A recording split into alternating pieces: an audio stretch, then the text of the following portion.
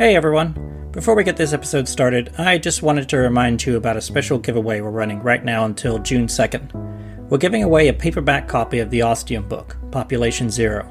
But what's special about it is that it's autographed by all 4 members of Team Ostium. You can see photos of it on our Instagram. To enter, all you need to do is leave us a rating and a review on iTunes or wherever you listen to podcasts, and then shoot us an email to ostiumpodcast@gmail.com with the link or just to let us know that you did it, and that's it. We'll pick a winner June 2nd. Now, let's get this episode started.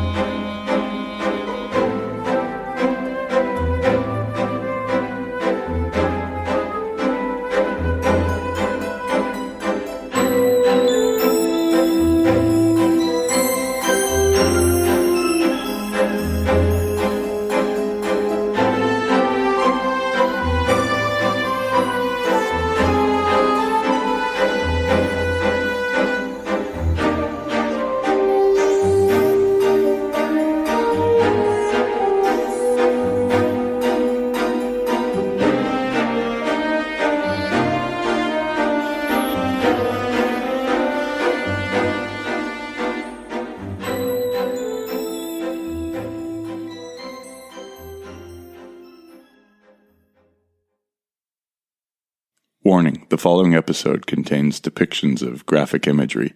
This is where Ostium turns into a horror story for an episode. It's not for the faint of heart. The fearful and squeamish should turn back now. It's dark. Oh, so dark. But I can smell. I can hear. Dark.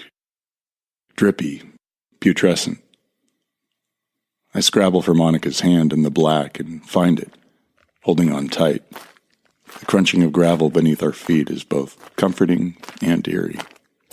You can feel it on the sole of your shoe, but also hear those tiny pebbles grinding together to make grains of sand. But in this dark place of strange sounds and unfamiliar smells, it doesn't belong. It isn't comforting. It's a disembodied sound that you just want to go away. Then we're out of the tunnel we didn't know we were in. For the first time coming through a door, it's dark out. No bright shiny sun and blue skies.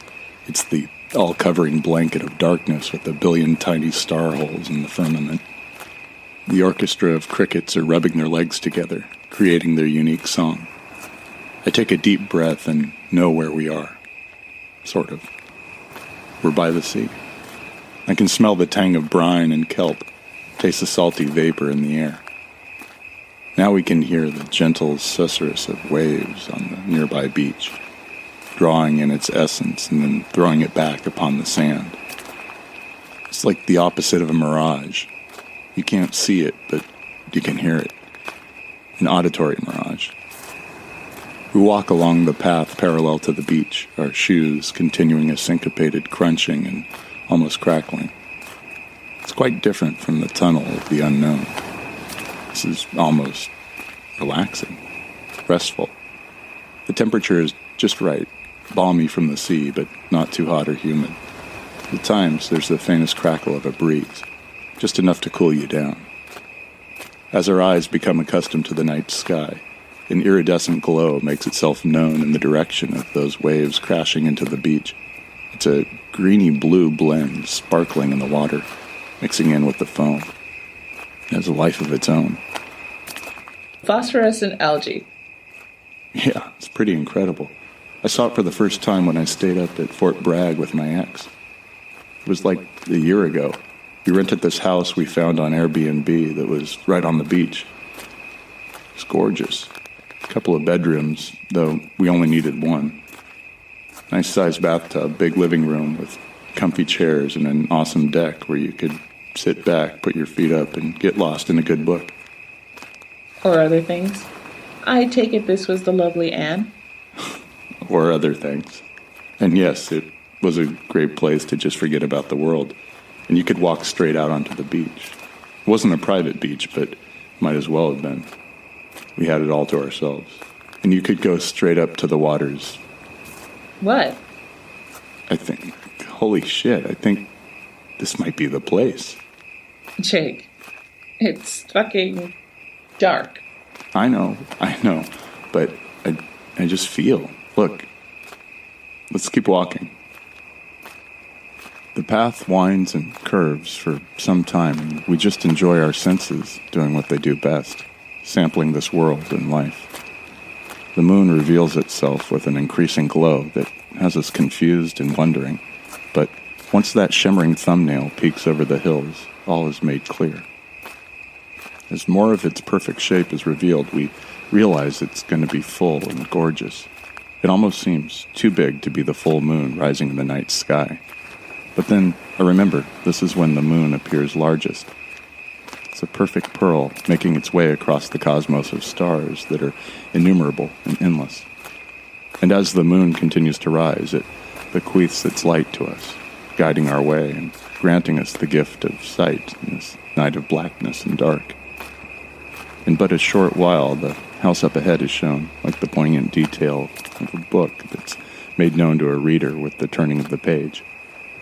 I study its profile, its topography, the facade I'm able to make out.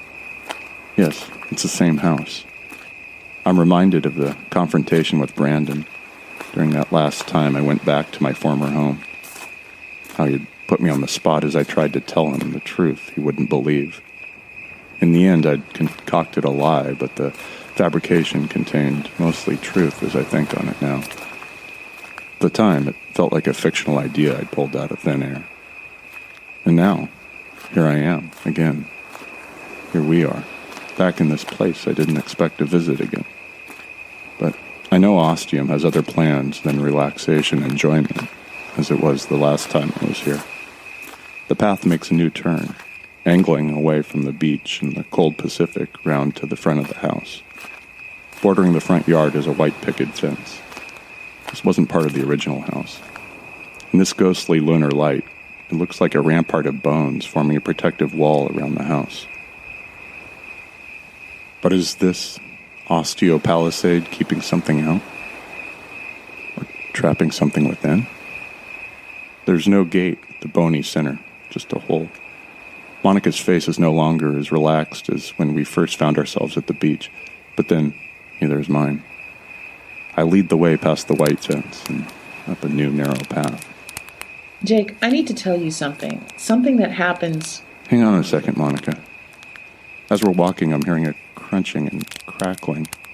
They're not stones or shells. Unable to stop myself, I look down and try to identify what we're walking on in the moonlight. Insects. Millions and millions of dead insects. Many kinds. Cockroaches, beetles, grasshoppers, praying mantises, centipedes. None are moving. But this doesn't help my now gravely weakened courage. I look to Monica, who knows what I'm doing, forgetting what she was going to say for the moment. The sound our shoes make with each step makes it clear whatever we're walking on is unnatural. I just shake my head. I don't want to know. I wish I could unknow. Then I stop. To either side of this strange path of crunching carapaces are a few tombstones of varying sizes and slanting at different angles. Like the unnerving path, these are not part of the original architecture of this abode. I can read the carvings on the stone easily, perhaps because there is more moonlight, or because Ostium is wanting me to know what is inscribed upon these pieces of rock.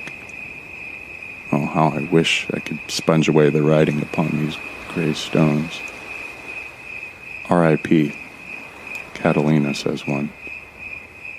In memory of San Francisco, says another. An ancient-looking one filled with cracks and looking ready to turn into a pile of pebbles proclaims, "May you never be forgotten, O lost colony of Roanoke."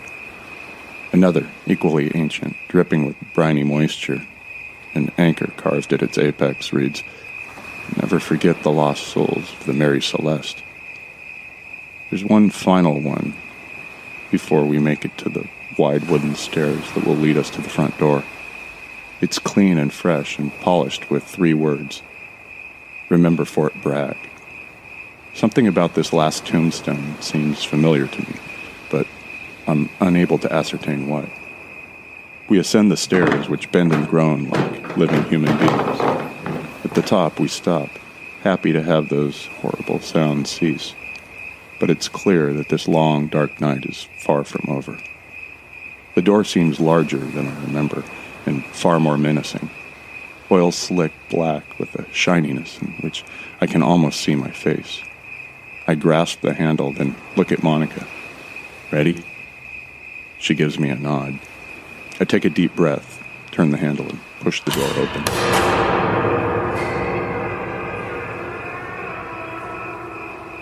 If at any point I had been hoping for a silent entry, it's now rendered futile.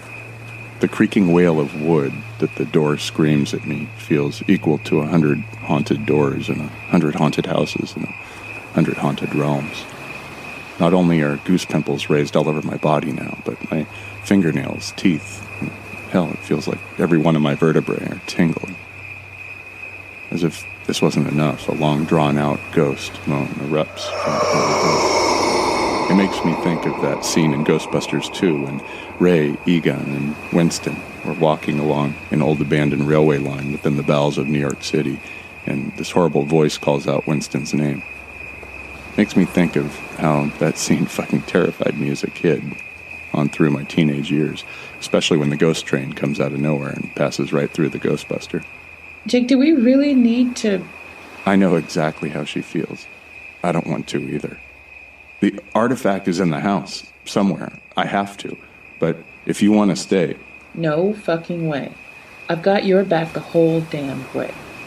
I smile, raise my fist. She bumps it.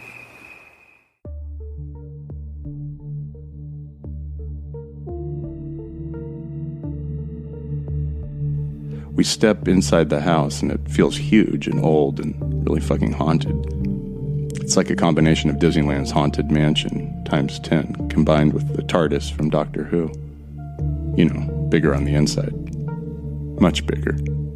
The outside may have borne a resemblance to the house I once stayed in with my ex-girlfriend in the wonderful town of Fort Bragg, but this place we've entered is 100% Ostium and 1,000,000% otherworldly. I think they call it a landing. I don't know. It's a space right by the front door with stairs that lead to the second floor and doors showing the way to adjoining rooms. I touch Monica's elbow to get her attention, not really wanting to make any more noise than necessary in this place, then give her the halt sign. I close my eyes and focus, trying to narrow down the location of the artifact, but it's different. Different from any door we've gone through so far. Different from how I usually do this, especially when I was just starting to feel confident about this part of the Ostium job. I can't tell where the mental pull is coming from to lead me to the artifact, because it's coming from multiple directions, and not just 2 or 3, but more like between 5 and 10. There are lots of cranial attractions going on, telling me to come here, check this out. Wait, no, over here. Hey, me first. They're all equally strong and equally demanding, and since I'm already dealing with holding the blackness at bay, which so far is being quiet and obedient, it's quite frankly impossible to tell. Shaking my head in confusion, I direct us to one of the open doorways. If we're going to have to check every part of this house, we might as well get started. We don't exactly have all the time in the world. And then a small part of my brain reminds me that according to the ongoing door schedule, whenever the artifact for this particular door is found and placed, something big in Ostium may happen. The last time it was an earthquake that caused a giant crack through the center of the town to open like the gates of hell. We're in the other room, and unlike the landing, there's no light on. I can't see a thing. Jake, I have to tell you something about the future. There's a strong smell in the room, something metallic. I want to hear what Monica has to tell me, but the smell is overbearing. The hell is it? Okay, Monica, let's find out about this room first. Attempting something new, I reach to the wall and look for the light switch. I find it covered in something noticeably wet and sticky. Not sure if it'll work, I flip it. The room is bathed in a sickly yellow light, like those days that are hazy and worn out, as if the sun has some weird filter covering it, or the zombie rising has begun. But that's not what's wrong with the kitchen that we're standing in. It also explains that wet stickiness. Fuck, I yell, while Monica lets out a longer, Goddamn. Blood. In vast amounts. Blood everywhere. Blood on the walls, the cabinets, the ceiling, the floor. The sink is a full tub of blood. The stove, in addition to being covered in the red stuff, is also oozing more of its gas burners, while the oven door below has more of the dark, viscous fluid running from its edges. I can't help thinking of that scene in Stanley Kubrick's The Shining. It's like a fucking dump truck of blood has just got emptied in here. Then the smell hits me, heavy, meaty, coppery, rancid, of something that was alive, but is no longer. Then I see and hear the flies, big black blobs circling around, landing here and there in the blood, and taking off again, in search of meat, tissue, something solid that isn't quite blood. One of the flies comes over to us and lands on Monica's cheek. I swat it away, making sure not to hit her. There's a red smear on her cheek, and by my look, she knows it's there and begins vigorously rubbing it away. Not here! We're getting the fucking hell out of here, I say, grabbing her arm and dragging her out. Back on the landing, it feels like returning to a semblance of normal life, but it isn't. The light is still on in the kitchen. The crimson landscape is still an eyesore that can't really be avoided. I give us 30 seconds, then stretch it out to a minute. Then it's time for the other doorway, which, as its opposite, is dark. Forcing myself, I walk into the dark room. Monica follows eventually. I tried the same experiment again, wary and simply outright scared. My wandering hand finds this room's light and flicks it on. It's a dining room with an unsurprising dining table at its center. Curtained windows frame the dining table on two sides. What is both surprising, unexpected, and very much unwanted are the occupants seated at the table. There are 5 of them, 2 on either side of the table, with 1 seated at its head. There's an empty seat at the opposite end. The men are dressed in military uniform, and I don't need Monica to tell me that these 5 men are members of the squad that paid a visit to Ostium sometime in what feels like the Cretaceous period, and then blindly went through one of Ostium's ill-fated doors. What is wrong with these men is that they are all headless, decapitated. The rough, jaggy skin flap edges of their necks are as clear as the empty serving dish in the center of the dining table. The wound cauterized and blackened, sawed-off veins, arteries, and severed spinal column, easily recognizable. Upon the plates before each of these 5 men are their severed heads, their faces placed so that they're looking at their headless bodies. Each of the faces bears a look of sheer terror. It's clear that these men died of fright first, before their heads were removed.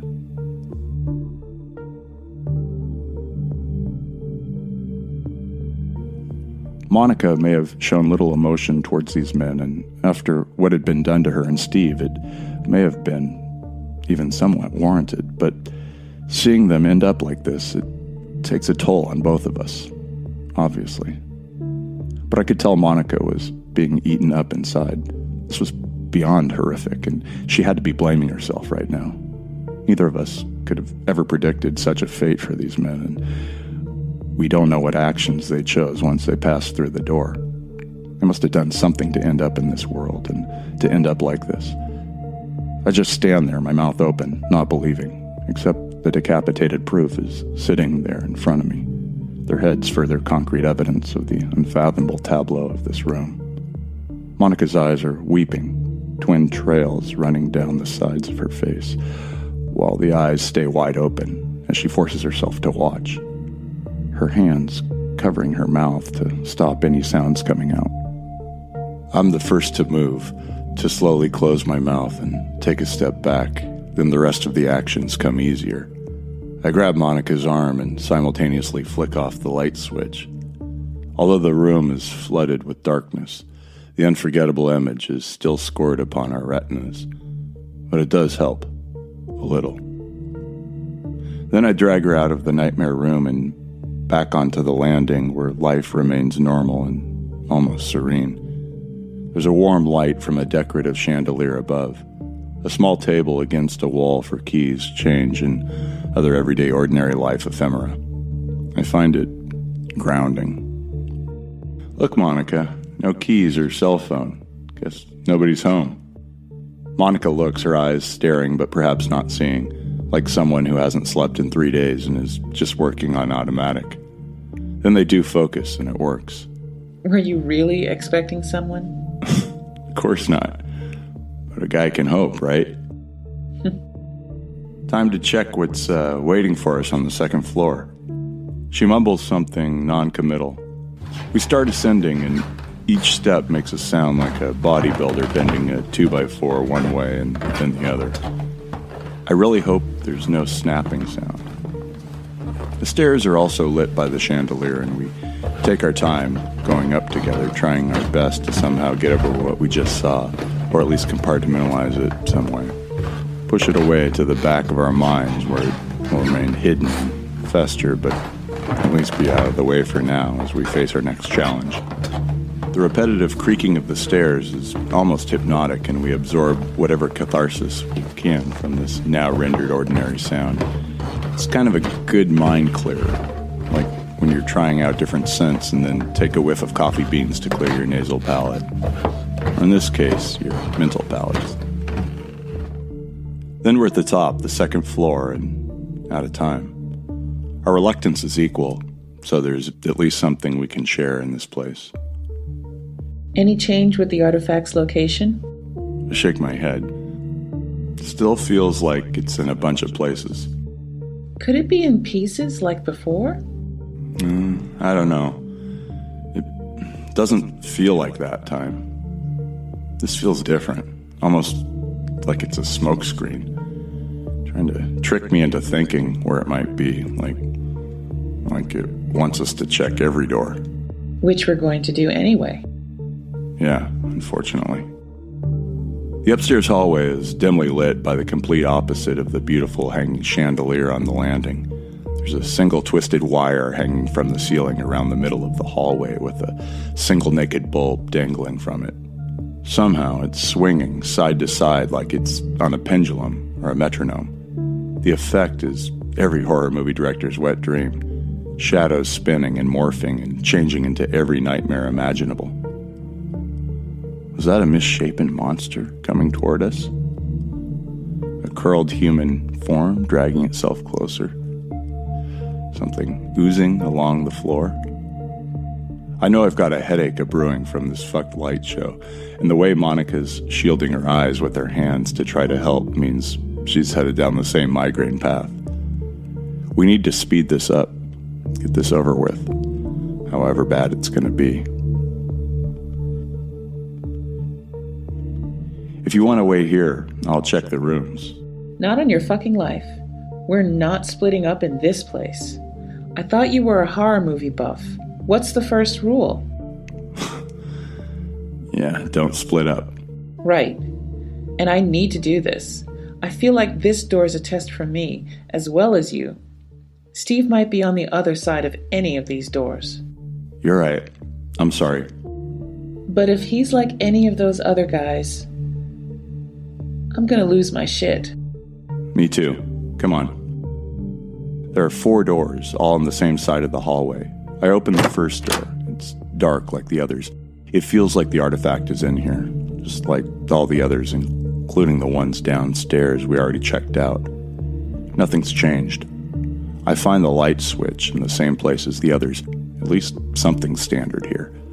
The light turns on and we wait 5 seconds to take in the scene. It's a library, bookcases on 3 walls, a window on the last. In the center of the room is a desk with miscellaneous piles and old books and pens and quills and paper, a mishmash of everything escritorial. Behind the desk is a chair, and that chair is a man in camo fatigue slumped over on the desk. His arms are on either side of his head. His face is turned to the side, watching us where we stand just inside the door. Buried in his skull is a 16-inch machete, part of the long knife sticking out with the yellow-white ivory handle. Grooves that are brown and dirty with age. The rest of the knife has gone through the man's head and buried itself in the wooden table to hold him there. There's a little blood, a dried, dark red trickle running across his forehead and pooling on the table. The blood on the table is a lighter red, still a little wet because there's more of it there. What this tells us is it didn't happen that long ago. I turn to Monica. Her look is hardened, but her eyes are glassy, wet, holding back tears. It's not him. Good enough. I turn off the light and we leave, closing the door behind us. The next room. Light is turned on. We take it in. Then we turn to each other, wanting to look away from what we're seeing. We put our heads together, holding each other, not wanting to hug, because that will force one of us to rest their head on his shoulder and be facing this. The room is stark, bare, no furniture, just white walls. In the center of the room is an electric table saw, biggest one I've ever seen.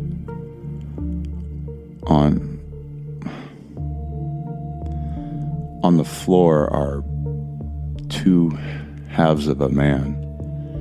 They're spread about 4 feet apart. The insides of both halves are falling out like an open, tipped-over can of chili or SpaghettiOs. No cauterizing here. It's set up to infer that the man did this horrific act to himself. Suicide to never be forgotten. I don't know what Monica's thinking, but I know this guy didn't do this to himself. No matter what's been happening to him on this side of Ostium, he would never choose to end his life this way. Someone or something did this to him.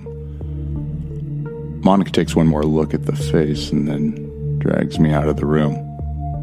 I go willingly. 2 down, 2 to go. It feels like they've been getting worse. But other than knowing that there's probably 2 more dead and disfigured bodies we have to face, there's no real way to prepare yourself for this. Monica opens the 3rd door and turns on the light switch slowly. But once that electricity gets sent to the tungsten, it goes, well, at the speed of light. Except that the room doesn't light up with white, but red, with blood. Because there's blood on the light bulb, blood everywhere. It's a bedroom, or it was a bedroom. A bed, bedside table, chest of drawers, but everything is covered in dripping viscous blood. And also parts, body parts, big pieces, small pieces, here and there and everywhere.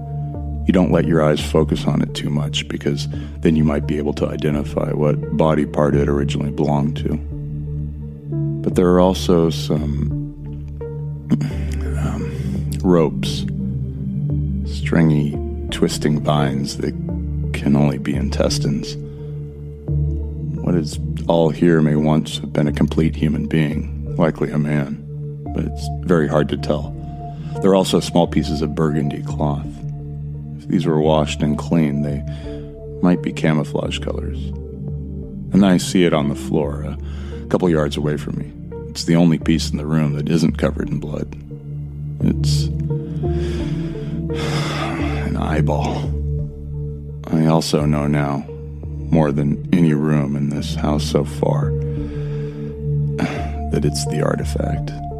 I don't let Monica know. I just take one careful big step into the room. Jake, what the fuck? I reach down and pick up the eyeball like it's a delicate egg. It's hard. Hard like an eyeball isn't. Because this really is the artifact.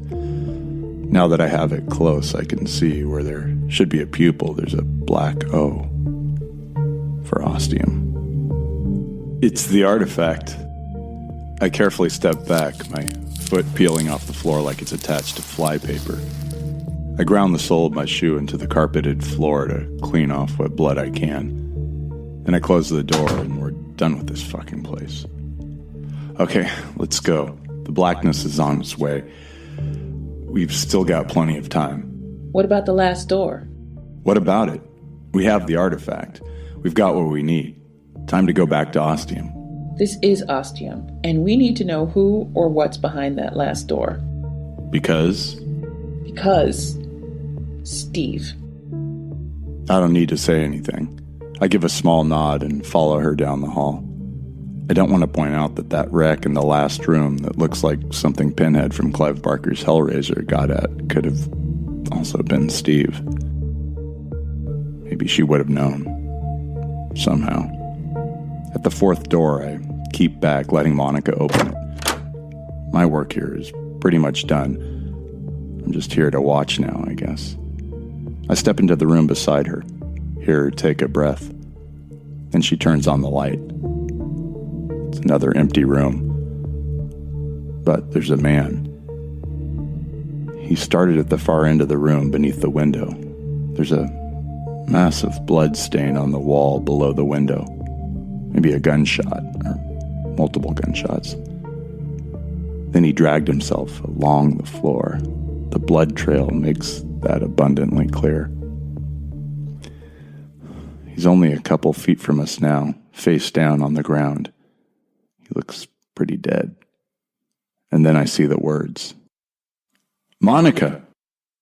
I step further into the room, getting close to the man so I can read what it says. The look on Monica's face says that she's already done that.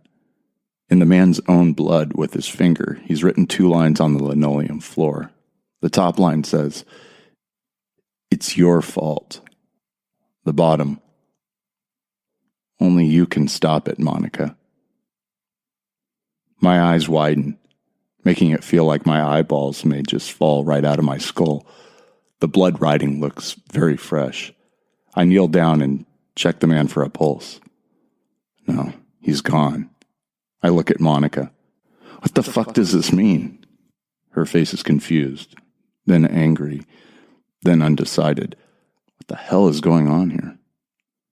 I said, what the fuck does this mean? She closes her eyes and takes a breath again.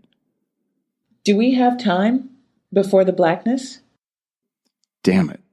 I close my eyes and concentrate. Fuck. I get up and storm out of the bedroom. I don't know if Monica's following, and right now I don't give a shit.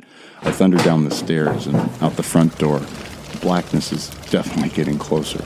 I hear Monica close behind me now, and I start jogging. She keeps pace. I go faster, and she keeps pace. I start running as fast as I can. She keeps pace. This just pisses me off more. We reach the door and I step through, again, not caring if she comes with me. I half want to slam the thing in her face, but I don't. When we're back at the clock tower, we're going to have words.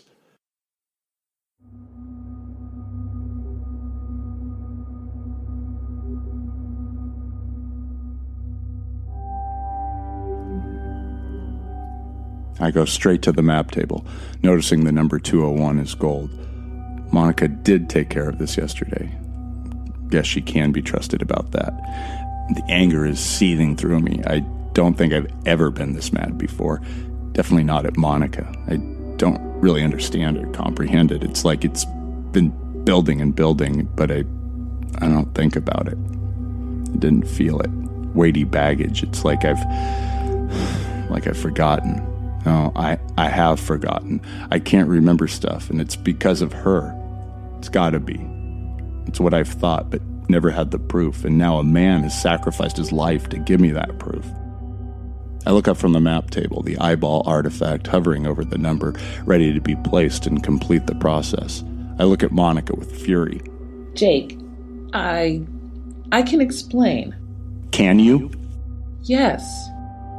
She's reaching into her pockets and drawing out gloves, silvery gloves. They look like Michael Jackson's sequin single glove. What the hell? But seeing them has made something happen in my brain. A spark, a thought, an idea, a memory of those gloves coming to me, doing something to me. But what? Monica's coming toward me now with the gloves on. She's saying something, but I can't hear. The blood is rushing in my ears to my brain. And then I remember and drop the artifact. It lands near today's number, stays there for a moment, then rolls on it. Blood-red ruby light explodes up from the number, engulfing the eyeball and pulling it into the map table. The number turns to gold, and everything turns to night.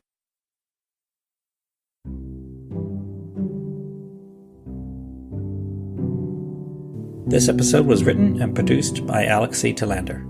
The voice of Jake is performed by Chris Fletcher. The voice of Monica is performed by Georgia Mckenzie. All the music is composed by Chris Fletcher. All artwork is done by Sara Warren. Sound effects are courtesy of the incredible people at freesound.org. For a transcript of this episode, please visit ostiumpodcast.com. Reviews are the lifeblood of podcasts.